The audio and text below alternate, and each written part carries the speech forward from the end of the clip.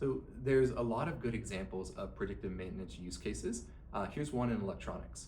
So in electronics, there is one final test that people do on the circuit board. It's called in-circuit test, and it is like the gold standard for how you know the product is working correctly.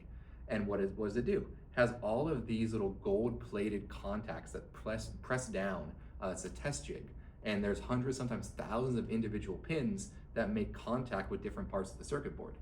Now, because there's thousands of pins, if any one of those thousands of pins begins to fail, begins to wear out, gets a little bit of gunk on it, maybe a little bit of glue or solder paste, flux, or anything, it doesn't make good contact.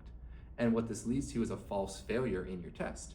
And so, but because there's thousands of pins, there's hundreds of fixtures, one fixture per product, doing maintenance in a preventative way on all of those fixtures and pins often doesn't get done correctly. And what does it show up as? It shows up as a decrease in your first pass yield because you have all these false failures, and an increase in your test time, which then creates more utilization of this tester, which is one of the bottleneck stations in the entire factory because the tests are so long.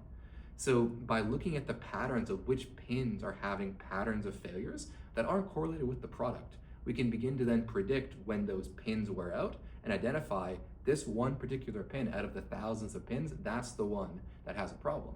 You swap that pin out, it costs $1.75 to swap it out. Once you know which pin it is, now suddenly you can go from thinking that your testers were fully utilized, I need to buy another $200,000, $300,000 machine, to actually realizing, actually the reason why my tests are taking so long is because it's automatically retrying from all of these pin test failures, and actually I have an extra 20% of my capacity. So it's a coupling of more effective asset management caused by predictive maintenance that leads to a decrease in capital expenditure, a CapEx decrease, because you believed you were at capacity and what was possible, but now you realize actually you had a hidden capacity that was just being obscured because of all of these retests in order to get the product to finally pass, given the failures in all these pins. It's a classic predictive maintenance use case, which can be captured now using the new AI on top of dashboard vision, looking at charts which are showing failure patterns on individual pins.